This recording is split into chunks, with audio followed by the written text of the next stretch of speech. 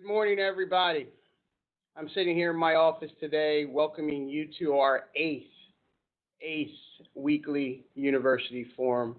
I am quite pleased to be with you today. This is a big day for all of us. And I'm here in my office with the appropriate background for the occasion. You'll see that the reason why we're here, students, that's what we do, that's what we believe in. So thank you all for joining. We have a very important set of discussions to have with you today. I'm quite pleased as where we are with respect to virtual commencement, how we continue to plan thoughtfully as it relates to our COVID-19 response. Some of our move out plans you'll also hear today, and I know many of you are interested in that. And most recently, we've made a decision based on the funds that we have received from the CARES Act. So first, let me start there. I think I've already told you that we started a Student Emergency Relief Fund about a month ago. When we did that, it was important for us to respond to the needs of the students in a very deliberate fashion, and also to raise the support, the funding support you would need to be successful through the end of the semester. Our goal is $1 million, and we are continuing to go after that in earnest here. But today, we have now raised about $550,000. More importantly, we've heard from many of our students, have distributed over 395 students awards that they need for the very basic things, whether they be helping with their family, making sure that they have the technology to do what they must do, and continuing to thrive as Delaware State University students. We are continuing to raise support efforts for all of you because we know that you need them. Separate from that, though, we also had the opportunity to receive some specific support from the federal government. Last week, we had Congressman Lisa Blunt Rochester on the line, and she talked about the $11.3 million we received from the CARES Act, which is incremental from the $5.6 million we received about a month ago as well. A portion of that money is specifically to help students as well. So we've made the decision that today we will be dispersing some of those funds directly to our students. And first, we're starting with our graduating seniors. So next week, graduating seniors, all of you will receive a check from Delaware State University for $500.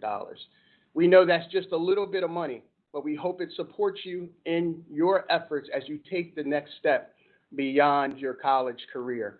For all the other students that were here for spring 2020, we'll also be making some disbursements starting in July 1.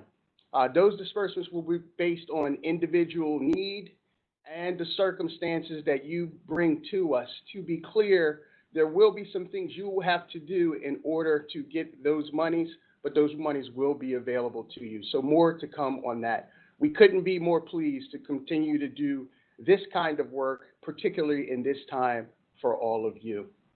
Additionally, we have some very special guests on the line, most notably alumna from the class of 2003, Nicole Dye Anderson. Nicole Dye Anderson is a Barclays executive in public relations, and she's an incredible alum and credible friend to the university, and has been very diligent in working with Dean Edwards and Dr. Hawkins, who you'll also hear from shortly on the virtual commencement. I hope you've seen that we have 25, no less actually than 25 cultural influencers that will be celebrating your special day. And you'll hear more about that and from Nicole momentarily. We're also pleased to be joined by Lucretia Moultrie, our incredible COVID-19 response chair and chief enterprise risk officer, and Dr. Stacy Downing, vice president for student affairs. Students, I know you have been wanting more information on our move out plan. We do now have a plan that we can present to you. There are still details to be worked out, but we wanted to give you a very good sense of where we are and how we're staying connected. Finally, before I turn it over to Lucretia, I just want you to know that I'm very proud to have the opportunity to be leading through these difficult times. It was not easy to come into a position like this with all these things in front of us, but I think it's taught us, certainly taught me, some really good lessons. Those lessons include making sure that I'm present with those I care about the most, and also making sure that we're responsible and connected with all of you. I hope all of you have learned those same lessons over this time period. It has been a very difficult time period, and the road ahead is uncertain. But what is certain is Delaware State University is here and will be here, and you are a part of that history and legacy, and most importantly, that future. So with that, I'll turn it over to Lucretia and Stacy. Lucretia?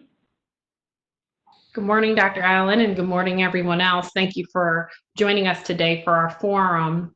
So I'll provide everyone with an update regarding the state of emergency in Delaware and the COVID task force work related to our current situation. On Friday, the 8th of May, the governor extended the state of emergency through May 31st, or until the public health threat is no longer. And that is the most critical update that I want to impart upon everyone who is viewing today, because I know a lot of us were planning for May 15th, but at this point, we have to plan for at least through May 31st. So what does this mean? This means that the current restrictions of the state of emergency in the state of Delaware remain in place, meaning that our travel is restricted and certain business activities are restricted. So, and there's only a few exceptions. I know that a lot of you who are following the news in Delaware know that the governor has moved forward to allowing some small business activities on a limited basis.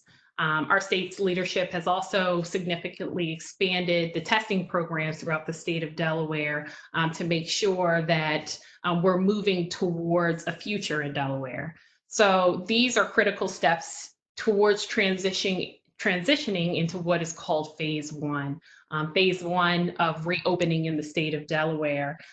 So what that's going to require is a few critical steps. One being a 2-week decline in positive tests, extensive testing being available throughout the state of Delaware, and the ability of our hospitals to treat COVID patients without crisis care. I encourage everyone to continue to monitor the governor's updates on the website, because that's the information that the COVID task force uses for informational purposes to inform our decision making as we move the university community forward. So the COVID-19 task force continues to monitor developments regarding the state of emergency, and we're making decisions accordingly. One thing that I touched on last week was specifically related to the importance of moving forward with the move-out plan. Of course, I want to emphasize that the ultimate goal is to ensure the health and safety of our campus community. So the Office of Student Affairs has worked very hard to develop a plan which does that, and also provides our students with their needs, because we understand that it's created a great hardship on all of you not having your personal necessities. So with that, I want to transition into allowing Dr. Downing to provide you all with a more detailed update about what that move out plan entails. I encourage you all to be safe. Take care. Thank you, Ms. Moultrie. Good morning, everyone. I know your level of anticipation and anxiety has increased over the last few weeks as the end of the semester has come to a close. As many of you have indicated, that we've held your personal belongings hostage long enough, and we definitely agree with that. So given that, I wanted to provide you some information on what we have created to get you moved out of your residence halls. Please note that our approach to our plan, our priority based on the decisions that we made, were definitely around public health and the safety of you and our campus community. The housing team has done a tremendous job on thinking through numerous scenarios. If you have a question, they thought it through. If you had a comment, a concern. So that in mind is how we created this plan. Currently, if someone can put up the slide, that would be great. Currently, the move out plan will consist of 3 phases. And again, once we get the go ahead to start the move out process, we determined that the best and safest way to do the plan is to do it in phases. So our 3 phases will consist of our graduating seniors, then we'll move to our in-state student, and then conclude with our out-of-state student. Please note that this plan will take us some time to do. It will not be your typical move out plan where you come to campus, begin to move out. We have been very thoughtful and meticulous on how this plan works. So you're going to receive the personalized email. Yes, we'll be sending out an email to over 2,600 students. In that email, you would have your specified date and time to come to campus. Please note that the date and time we give you might not work for your schedule, but we have put in the plan makeup dates for that move out time. But we're asking you as much as possible, please stick to the date and time that you are scheduled to come to campus to move out. If you're going to have a problem with the time that we have assigned for you, please contact your RD. You should know who they are. And in the communication, we'll definitely have those emails and numbers for you to reach out. But it's going to be very important that you stick to your move out plan. It's going to grant you access to campus. So when you do come to campus, make sure you bring that email with you and a photo ID. I know many of you might not have your DSU ID, but we do ask that you bring a photo ID with you for you to gain access to come to campus. Prior to you coming, we're going to ask for you and the person that you are bringing with you to do a screening form. That is going to be very critical prior to you even coming to campus, that you fill out that information. And also, another thing we want to highlight is that everyone is going to be required to have a face mask. So before you leave home, before you start loading up things in the car, throw it in the car. It's going to be very critical and important that you come to campus with a face mask. All of this and other important information will be communicated in that email that you received. Again, we thought this through very meticulously. We want you to be patient because, again, we're trying to move out successfully over 2,600 students from our resident halls. Our housing team has, again, been very thoughtful in how the approach is going to happen. We have a small team who has helped us with this, consisting of public safety, our student health services, and facilities. So this is a collaborative effort that we have implemented, and with your cooperation and patience, we know that we can get through it. Again, it won't be overnight. It's going to be a long process, but we know in the end, people will be safe. It will be done in the utmost thoughtful way. We're adhering to our CDC guidelines with social distancing. So again, it's going to be very, very important that you keep checking your university email, because after the form and possibly even tomorrow, we're going to start sending you information to get ready for the move out, which will provide, again, even more detailed information. So again, you're going to have questions. If you don't get an email right away, we're going to get to you. Again, if you can see the 3-phase approach: seniors, in-state, and then out-of-state. Again, we're going to move through it. We're going to get you your things. And again, as Ms. Moultrie said, we know this is creating hardship because we have some of your necessities in your residence hall.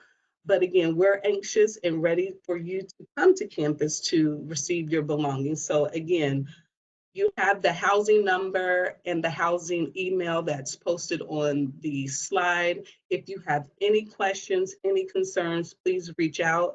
I know they're working overtime to make sure they address your voicemail messages and your email messages. So again, we're planning, we have been planning. We know that you're anxious, but again, we're going to work through this process, do it together, and achieve it with some great teamwork. Thank you, Stacy and Lucretia. I know there'll be questions to come as we go through the Q&A period, but thank you for your well thought out plan. Now we're going to move on to something a little bit more fun, the virtual commencement. Hopefully you've seen lots of pre-planning and PR already As I said, Nicole Dye Anderson from Barclays, who is a class of 2003 alumna, Dean Edwards, Dr. Irene Hawkins, Ms. Brenda Farmer, Ms. Dawn Mosley, all have been very, very influential in planning our very, very first virtual commencement. So I'm going to turn it over to the team to talk about what you can expect. Thank you, Dr. Allen. Good morning to everybody. And I want to start off by speaking to the seniors that are on our media right now. This week is an exciting time. Saturday is your day. Saturday is commencement. And right now, even though we're going through COVID, this is a time for you to feel very, very upbeat, very excited about the finish line that you have made. The courses are over, the tests are over, the grades are in, you'll have your regalia, and even though you're not walking across the stage, it's time to celebrate. You have to celebrate. You have made it to the finish line. I know what that finish line feels like. I did it last year. And I will tell you, even though I'm not one to jump up and down, I did a few cartwheels also. So I want y'all to celebrate through this. I want y'all to feel like, okay, even though this is a pandemic time, this is my time and nobody is going to take it away from me. A wise person once told me, once I had my degree, no one can take it away from me. So celebrate with your family. Get excited about this. This is a happy time. We are, even though we've been working on this, on the virtual commencement, and it is as I've said before, it's a team approach, and it's an approach that you will be very, very, very pleased with when you see this on Saturday. So with that, I just want to say that our pre-party starts at 11:15. There was a video that was on screen when we first started. It starts at 11:30 a.m. on Saturday, followed by our commencement ceremony at 12 noon. And during the commencement, you're going to see traditions that we normally follow if we were in the gym or outside in the stadium. You will see celebrity shout outs, and Miss Dye Anderson is going to talk about that, and so will Dean Edwards. Your family, you're going to see your family. Some of you are going to be very surprised. Your friends, fellow students, words of wisdom and congratulation from our president, Dr. Allen, and from our chairlady, Dr. Devonna Williams. So again, what I say to you, I've gone through, and I want y'all to be as happy as I was last year because you have made it to the finish line. Now, with that, I'm going to ask Miss Dye Anderson, who I had the pleasure of speaking to and really listening to her journey as an alum of Delaware State, as Dr. Allen said. And I just want her to just bring some words of wisdom and then tell us a little bit about how you have worked with us in order to get this commencement to this virtual commencement up and running, and the celebrity guests that we can anticipate. And again, as I said, if you look at the screen, you will see the social media outlets that you will be able to watch the commencement on Saturday. So Ms. Dye Anderson, please, I'm going to turn it to you. Hi, can you hear me? Yes, I can. So, I am so excited to be, to be a part of this. I know that this has been, I want to say, Dr. Edwards, or Dean Edwards, I would say baby. And I know that so I want to say maybe 3 weeks ago now, I had a conversation with Dr. Allen. We were actually talking with him about how Barclays could be of assistance for the COVID Relief Fund. And during that call, pretty much towards the end of the call, Dr. Allen was like, "Hey, Nicole, I know you've got some connections with some celebrities. Would you mind reaching out to one or two to kind of get some so they can be a part of our virtual commencement?" And so I said, absolutely, anything for Del State. I'm a Del State alum, class of 2003, first generation college student. So I know the importance of being able to walk across that stage and just celebrate. So just wanted to see how I could be of assistance. So I put out some feelers to some celebrity Wrangler friends, and I was expecting maybe 2, 3 the most, but just the influx of just love that came in for Del State was just, to me, was just so exciting. And so it went from having 2 to close to 20 folks just wanting to just offer their congratulations to the class of 2020. So could you tell us, could you get just, I'm not saying that you need to go through the whole list, but tell us a few that are surprises, but go ahead and give us a few surprises now. Sure. You guys are doing really good on your social channels. kind of putting it out there as the as the names were coming through, the first was like DJ Irie, who is pretty much, he runs Miami. He's the formal DJ for Miami Heat, pretty much the who's who in the entertainment industry work with him. So I was like, oh, this is pretty cool. But then when, I got the text message and it was Billy Porter, I was like, oh my God, Billy Porter, this is amazing. And then, from Billy Porter, it became like Felicia Rashad, and, who doesn't love Claire Huxtable, to Tino Knows Lawson, which I'm like, oh my God, Beyonce's mom. And so who do we have? We've got Angela Robinson, who is the lead actress for The Haves and Have-Nots. Wayne Brady for the parents for the 90s. We've got Jadakiss, Method Man, Erykah Badu for our gospel folks. We've got Jacqueline Carr. The list kind of goes on and on. Vanessa Williams, Maya. So just a really good, I feel like Black Hollywood came out to support the DSU. We thank you so much for all that you've done for us. We really, really appreciate that. Dr. Edwards, I'm going to turn it over to you if you have any additional comments that you want to make. Good morning. Thanks, Nicole. It's always been a pleasure working with you. I've been able to work with you since I started at Del State in 2007. So it's been amazing. You are the epitome of what an alumni is and what an alumni should be. So for all those seniors that are on the call, this is your role model in terms of that alumni support and encouragement. So I want to say thank you for that. I have to go on every call and I have to thank Ava Perrine, Zach Kimball, and Marty Denson, who have been behind the scenes doing a lot of work in terms of editing and the pre-production. It's been hundreds of hours of pre-production.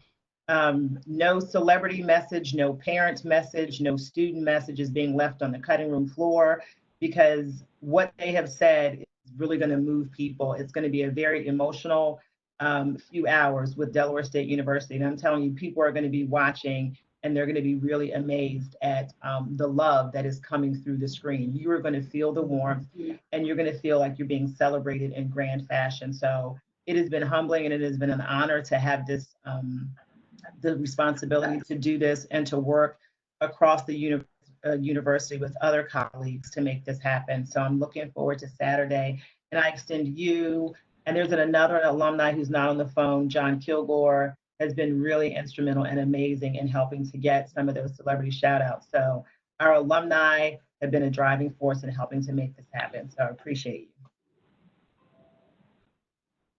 Thank you. Dr. Allen? Thank you, Irene, Nicole, and Francine. I am very, very anxious to see what you all have done. I know it's going to be fantastic. And Nicole, I couldn't be more proud of you. I think we've now known each other for about 20 years. That's right. And it has been an incredible experience to watch your journey and what you represent at this wonderful institution of ours. Thank you so much, Dr. Allen. If I could just say one more thing, I am just so grateful to be a part of this esteemed panel. For those of you who don't know, Dr. Allen has been my mentor, I want to say, for the past 20 years for sure. I know that the stepping stone in the journey that I've had this past, for these past couple of years. It's because of the connections that I made at Delaware State University. It's the connections that I made. Yes, I am a graduating alum of 2003, but I was supposed to be in 1999. But it was, but if it wasn't for, so it's a journey, right? But I made it. And if it wasn't for the professors and the administration at Delaware State University, I wouldn't be here today. And that's not me being facetious. That's the truth. It's just something about the pride of being a Hornet that I will always, try to help whenever I can. And so thank you for allowing me to extend my connections and my network to really make this commencement, I think, one for the record books. When we talk from a PR perspective, Del State is setting the stage. Dean Edwards and your team, what you guys are doing is setting the bar pretty high for other HBCUs on how to do things right and really celebrate their graduates. So again, thank you for having me a part. I am a Hornet for life. So that's all I wanted to say was thank you. Hey, Nicole, before you go, tell us a little bit about what you do at Barclays and some of the other activities you have going on professionally. So I am the head of media relations for Barclays Partnership. So I am privileged every day to work with our partners like Apple and Wyndham and JetBlue, American Airlines, heading up media relations. So that's crisis communications, that's influencer marketing, working very closely with the media, doing media fam trips, social media. I have a strong social media team. So just really blessed to be able to do that and partner with some of the nation's and arguably some of the world's top brands.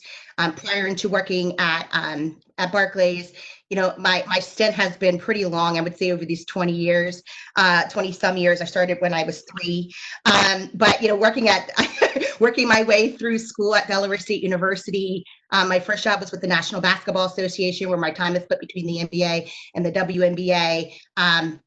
Used to work for then Senator Biden, now Vice President Biden, I think largely because of Dr. Tony Allen. And just, through the connections and through the years, I've just really been able to establish myself in the media relations world. So, yeah, and it all started at DSU. For sure. Thank you, Nicole. We're so proud of you. And I heard you got Dr. Hawkins on the gram. Oh, you know what? That was not me. That was Dean Edwards. Dr. Hawkins, you want to give out your handle, or should I? What's your handle? It's I can't take credit. It was my daughter who got her on the gram because I was barely making it. Irene PH, everybody. Dr. Irene needs some followers. Thank you. She's going to do an IG live. Dr. Irene CH. And I will, as I was told this morning, I will post. Okay, good. All right, guys, we're going to go right to questions. I'm sure there are a few. Our trusty IT executive, Daryl McMillan, and team have done a fantastic job setting up these things for us every week since late March. Daryl, any questions out there for us? Yes, sir. We'll start with one question that says, when will the link be sent out for the commencement so that we can give it to our families? Dean Edwards, you want to handle that one? As soon as we get the final okay on the draft that has been submitted, we will be able to generate a link. The link is going to go live, so people can save the link. You can post the link, but it won't go live until Saturday. So as soon as we get the okay, the team will generate the link. And what we are trying to do is on Saturday, we're trying to make the DSU homepage a landing page. So as soon as you go to desu.edu, the commencement will pop up and people can watch it from there as well as the other streaming partners. I am hoping that we get our president to host a Facebook watch party so people can engage and talk with him as commencement is going on Saturday as well. You down for that, Dr. Allen? I am down for that. And as soon as you got Brian Stevenson and Method Man, I was in. So. All right, any other questions? When will we receive funding from the CARES Act? It seems that a lot of the other schools have provided this to their students already. Yeah, I just talked about that at the top of the call. As I said, I want to make sure everybody is clear. There are two funding streams we've taken a look at. The first was for us to make sure that we raised money before even the CARES Act was established. That was important for us because we know that our students had an express need. So even before the CARES Act was established, we established a Student Emergency Relief Fund that has served about 390 students. The CARES Act funding was what I talked about at the top of the broadcast. We are starting with our graduating seniors. Each of them next week will receive $500. And then in the second summer term, we will disperse the remaining funds. The important part about that is there are, as you know, some eligibility requirements that we will post tomorrow to make sure that you can access those funds. When we agree that we have all the things we need from you, then we will actually disperse those funds in that time frame. So we are well on our way. A lot of other schools weren't able to start emergency relief funds before the CARES Act provision. We thought it was important to get as much as we could to you as we worked with Congress to make sure that this funding was received. So we're proud of it, and we'll be dispersing soon. Will the textbook return date be extended? I don't have that answer. Dr. Downing, can you comment on that one? Yes, so we are working with the bookstore as well as the mailroom. So students, when you are preparing to come back to campus, we'll have a plan in place for rental returns if a buyback will happen this summer, spring, or would it happen in the fall? And also we are working with the mailroom to make sure that you'll be able to pick up your mail in any packages. That information also will be provided to you in your email. Have the dates or periods been set for filing the health insurance waiver form for fall and winter semesters? Oh, I'm Lucretia, are you still on the line? I am. I actually don't know the answer to that question, but I can certainly, well, what we have been doing is taking the Q&A questions and providing a supplement on the COVID landing page. So we'll certainly make sure that we get that answered on the landing page. Okay, so you should see the answer to that question tomorrow on the landing page, and we'll also put it on DSU at home as well. All right, with the CARE Act, all seniors are getting a guaranteed $500, and the other students have to do the other students have to do something to receive their money? It really is confirmation of eligibility. That's what's most important here. So once we send out the information, you'll see that many of you have already confirmed your eligibility. There may be one or two things that you might need to do, but I don't see there to be any barriers in that regard. And then with respect to the actual awards going forward, they will be needs-based. Every student will have access to some funding, but we will do that from a needs-based formula perspective, consistent with the federal government guidelines. There's another question on are we going to get a refund for housing and our meal plan? So as you know, when we started this in March, one of the first decisions we made was to provide a cost of attendance credit for all students who are residing on campus. That credit is a prorated rate back to you, which is to say it goes right to your balance. If it obviously reduces your balance. It reduces your balance so you'd actually have less to pay. If in fact you are owed a refund, once we actually apply that credit, that refund will be granted as well. So those cost of attendance credits are actually issued again in the late March timeframe. If there are disbursements to be made, you can expect those disbursements after May 15th. Will you discuss or have any information as related to fall reopening? So as you might imagine, we are going through lots of scenario planning along with institutions across the country. We are not in a position yet to talk to you about those scenarios, but know that everything is on the table as we see it today. That includes a late start, normal return, and also some hybrid approaches we are going through. So we've been at this now for about 6 weeks. As you know, we are taking every effort and have gotten some expertise and consulting from McKinsey to help us with this process as well. So more to come on that. Even though the semester is ending, these university forums are not ending because we do want to continue to have an open dialogue with all of you as our process unfolds. So more to come. For students taking summer courses, what are they supposed to do about FAFSA? You should continue to do what you would naturally do with your financial aid forms. That does not change. In fact, that remains important throughout this process, even as it relates to disbursement for some of the CARES Act funding. So I would say continue to do what you normally do as it relates to summer. We've already seen an increase in summer, which we're quite pleased about. I'm encouraging more students to come to summer to get ahead of the fall. That includes our incoming freshmen and the summer academy, as well as our regular summer population. But it is important that you continue to normal practices as it relates to getting federal aid for summer and enrolling in those classes. What is going to happen with fall sports, such as football?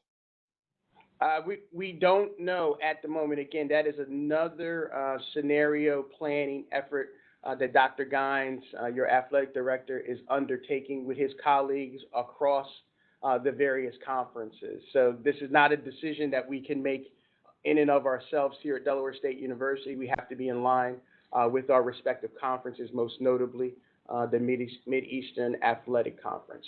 So as those decisions are made, obviously, we will let you know where we are in that regard. I know that the coaches across our sports, as well as our athletic staff, are continuing to engage with our students and keeping them abreast of what's happening as we prepare for the fall. All right, that's it, Dr. Allen. Okay, no further questions, Darren? No. Okay, well, let me just say that I know it's been a difficult time, but I think, as I said before, that this has taught us a lot about how to stay connected and present with one another. You can count on us continuing to do that throughout this period. And when we get back to normal, it will in fact be a new normal. I am reminded of Brian Stevenson, who is the best-selling author of Just Mercy, which is an NAACP Image Award-winning film as well, who talks about being approximate, the importance of being approximate, which is to really understand the circumstances of your brothers and sisters in a way that allows you to be more empathetic and also to work towards solutions for the betterment of our community. We need to be more approximate with each other. I think that's what COVID has taught us.